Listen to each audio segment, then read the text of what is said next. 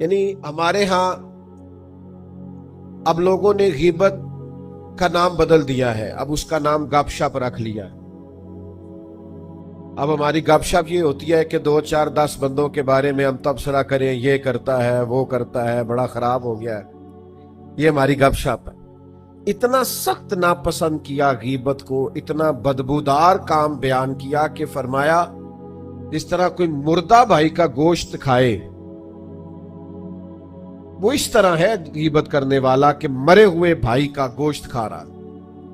زبان صاف ستھری ہو، آپ کا انداز تکلم خوبصورت ہو، وقولوا للناس حسنا، لوگوں سے جب بھی بات کرو اچھی کرو، آپ کے جملے پاکیزہ ہوں، آپ کی زبان طہارت والی ہو، آپ کے لفظ باوضو ہو۔ کچھ لوگ ایسے ہیں جو جب بھی بولتے ہیں زہر ہی اگلتے ہیں، جب بھی رائے دیں گے کڑوی کشیلی دیں گے، ان کے لب و لہجے سے جب بھی اٹھے گا معاذ اللہ کوئی نہ کوئی غلط جملہ نکلے گا۔ نبی پاک علیہ الصلوۃ والسلام نے ہمیں زبان کی طہارت کے، ایک تو حضور ہمیشہ سچ بولتے تھے، خلاف واقعہ بات نہ کریں۔ حضور نے فرمایا سچ بندے کو نجات دلاتا ہے، جھوٹ آدمی کو ہلاک کر دیتا ہے۔ سچ بولیں، اپنے آپ کو غیبت سے بچائیں۔ آپ کو کیا ضرورت پڑی ہے لوگوں پر تبصرہ کرنے؟ اور پھر یہ کہ جن باتوں کے بارے میں بالکل پتہ نہیں ہے، گمان کر کے لوگ غلط باتیں کرتے ہیں، گمان کر کے، اور صرف تصور میں لا کے لوگ لوگوں کے بارے میں غلط رائے دیتے ہیں۔ آپ کبھی میرے محبوب کا انداز گفتگو دیکھیں، رسول پاک نے جب بھی بات کی ہے تعریف ہی کی ہے۔ حضور کو حاجت نہیں کسی کی تعریف کرنے کی، لیکن حضور جب تعریف کرتے تو اعزاز دیتے، شرف دیتے۔ جناب صدیق اکبر کی تعریف بھی کی، حضرت عمر کی شان بیان، مولا علی کا ذکر کیا، سیدنا عثمان غنی کی حیا کا بیان کیا، حضرت ابو عبیدہ بن جراح کو امین امت کہا۔ نبی پاک صلی اللہ تعالی علیہ وآلہ وسلم نے حضرت جابر ابن عبداللہ کی تعریف کی۔ حضور لوگوں کے بارے میں ہمیشہ خیر کا جملہ بولتے، مزدور کی تعریف کی، سچے تاجر کی تعریف کی۔ استاد کے محبوب پاک علیہ السلام نے عظمت اور فضائل بیان کیے، لوگوں کے لیے خیر کا جملہ، پاکیزہ بات کرنے کا محبوب ہمیشہ سبق دیتے۔ امتی کو چاہیے تو اس بات کو سمجھے، اپنی زبان کے نشانے پہ نہ رکھے ہر وقت کسی نہ کسی۔ اور تیسری بات جو سب سے زیادہ اہم اور سب سے زیادہ ضروری ہے، وہ یہ ہے کہ نبی پاک علیہ السلام نے دلوں کی پاکیزگی پر، روحوں کی طہارت پر زور دیا۔ ہم نہ اپنا بات ظاہر خوب سجاتے ہیں، 2 گھنٹے لوگ آئینے کے سامنے کھڑے رہتے ہیں، اور اب چونکہ کیمرے چلنے ہوتے ہیں، اب تو جتنی دیر بیٹھنا ہوتا ہے، کسی محفل میں بھی لوگوں نے سیٹس ہو کے بیٹھنا ہوتا ہے، تصویریں جو بنتی ہیں اور خیر سے اسٹیٹس جو لگتے ہیں، اور بھی کئی مصیبتیں ہم نے یہ ساری گلے ڈال لی ہوئی ہیں اللہ ماشاءاللہ۔ اب تو لوگ اپنے ظاہر کو سنوارنے کے لیے بڑی سخت محنت کرتے ہیں، لیکن یاد رکھ لینا، بڑے اجلے لوگ، بڑی گاڑیوں میں بیٹھے لوگ، بڑے بنگلوں سے نکلتے ہوئے بھی بعض لوگ ہم نے بے چین دیکھے، بے قرار دیکھے، ذہنی تناؤ کا شکار ہیں، فکری انتشار کا شکار ہیں، قوت فیصلہ سے محروم ہے، سمجھ نہیں آ رہی کیا کریں، کدھر جائیں۔ زندگی کی دوڑ میں اتنے آگے نکل گئے کہ صرف دنیاوی مفادات کی جنگ نے جکڑ دیا ہے چاروں جانب سے۔ یاد رکھنا، جب روحیں پاک ہوتی ہیں، باطن پاک ہوتا ہے۔ 2 چیزیں ہیں جو بندے کے باطن کو اجاڑ دیتی ہیں، 2 چیزیں روح کو اجاڑ دیتی، اور خود نبی پاک علیہ الصلوۃ والسلام نے اس کی نشاندہی فرمائی۔ حضور فرماتے ہیں 2 بھوکے بھیڑیے، یعنی بھیڑیا ویسے ہی خطرناک ہوتا ہے، اور بھوکا ہو تو پھر کتنا خطرناک ہو۔ کریم فرماتے ہیں 2 بھوکے بھیڑیے بکریوں کے ریوڑ میں چھوڑ دیے جائیں تو اتنا نقصان نہیں کرتے جتنی دولت اور شہرت کی محبت انسان کے باطن کا نقصان کرتی، اس کی روح کو پورے طور پہ اجاڑ دیتی، اس کا باطن پورے طور پہ بکھر جاتا ہے، لوگوں کو پتہ ہی نہیں ہوتا لیکن ٹوٹ چکے ہوتے ہیں۔ تو یاد رکھ لیجئے گا کہ روح کی طہارت، باطن کی پاکیزگی، یہ تزکیہ نفس ہے، قرآن مجید کا بنیادی عنوان ہے۔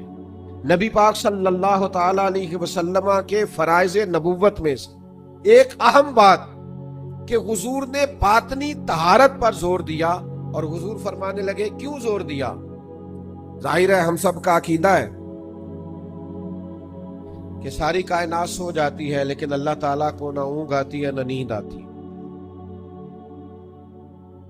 تو رب دیکھتا ہے، ہر وقت دیکھتا ہے، اپنے کرم سے دیکھتا ہے، اپنی رحمت سے دیکھتا ہے۔ اللہ کے حبیب علیہ الصلوۃ والسلام فرمانے لگے یاد رکھنا رب نہ تمہارے چہرے دیکھتا ہے نہ تمہاری جیبیں دیکھتا ہے، وہ جب بھی دیکھتا ہے تمہارا دل ہی دیکھتا ہے۔ تو جس چیز کو اللہ نے دیکھنا ہے اس کے محبوب نے دیکھنا ہے۔ آپ کو پتہ ہے ہمارے پاس سب سے قیمتی چیز کیا ہے؟ ایمان۔ تو ایمان کا بنیادی مرکز کیا ہے؟ دل، آپ کی روح، آپ کا باطن۔ ظاہر سے تو اونچے اونچے نعرے لگائیں، آج کل جیسے رواج ہے نا ہماری محفل میں کہ جس کا ایمان پکا ہاتھ کھڑے کر لو۔ بھئی ہاتھ کھڑے کرنے سے ایمان پکا آپ کو کیسے ثابت ہو گیا؟ وہ ایک رنگ بن گیا۔ آپ کے باطن کی کیفیت کیا ہے؟ اگر باطن اجڑا ہوا ہے، آذان ہو گئی ہے اور آپ فارغ بیٹھے ہیں موبائل پہ، آپ نماز پڑھنے نہیں جا رہے، آپ کو کسی مظلوم پر رحم نہیں آ رہا، کسی بھوکے پر ترس نہیں آ رہا، آپ کی تجوری پیسوں سے بھری ہوئی ہے اور آپ کے محلے میں لوگ سسک رہے ہیں بھوک سے، آپ کو خیال نہیں آ رہا، تو پھر میرے بھائی روح کی طہارت کی ضرورت ہے۔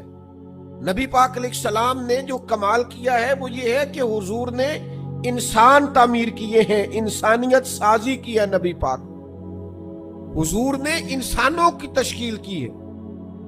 ہوتا ہے نا لوگ کہ میں نے بلڈنگیں بڑی بنائی تو میں نے کارخانے بڑے لگائے تو میں نے فلاں ترقیاتی کام بڑے کیے۔ میرے محبوب پاک نے حضرت صدیق اکبر جیسے لوگ تیار کیے، حضرت فاروق اعظم جیسے لوگ تیار کیے، جناب عثمان غنی جیسے رجال تیار کیے، مولا علی جیسے شیر تیار کیے۔ یہ رجال حضور نے تیار کر کے سوسائٹی کو دیے۔ معاشرے کے اندر جب اس طرح کے لوگ ہوں جن کا تقوی ضرب المثل ہو، جن کا اٹھنا بیٹھنا لوگوں کے لیے نصیحت کا باعث، جن سے ملاقات کر کے کلیجے ٹھنڈے ہوتے ہو، عبادت کو دل کرتا ہو، روح تازہ ہوتی، تو یہ لوگ زمانے کے لیے پھر رہنما اور مقتدا بن جایا کرتے۔ ایک دن نا حضرت عمر بیٹھے ہوئے تھے،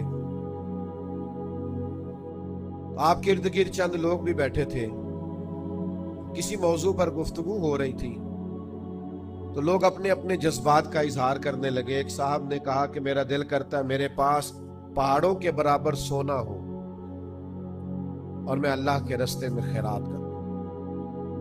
یہ اچھے ارادے، اچھی نیتیں، ان نیتوں پر بھی اللہ بڑا اجر عطا کرتا۔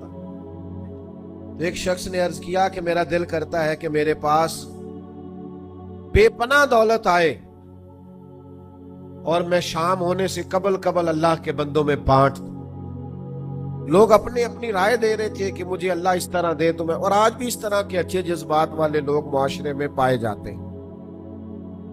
اللہ تعالیٰ اگر انہیں نوازتا ہے تو وہ اللہ کے بندوں پر خرچ کرتے ہیں۔ اب سب نے اپنی اپنی رائے دی، تو حضرت عمر کی طرف لوگ دیکھ رہے تھے کہ جب اس موضوع پر بات ہو رہی ہے کہ مجھے اللہ یہ دے تو میں اللہ کے راستے میں خیرات کروں گا، اللہ مجھے یہ دے تو میں اس کے راستے میں خیرات کروں گا، تو جناب عمر بھی کچھ بیان کرے۔ تو حضرت عمر فرمانے لگے میرا دل کرتا ہے اللہ مجھے حضرت معاذ ابن جبل جیسے اور بندے عطا کرے، اللہ مجھے حضرت ابو عبیدہ بن جراح جیسے اور لوگ عطا کرے۔ میرا دل کرتا ہے اللہ تعالیٰ اس امت کو حضرت جناب سعد بن ابی وقاص جیسے کچھ اور افراد دے، اللہ اس طرح کے کچھ اور بندے پیدا کرے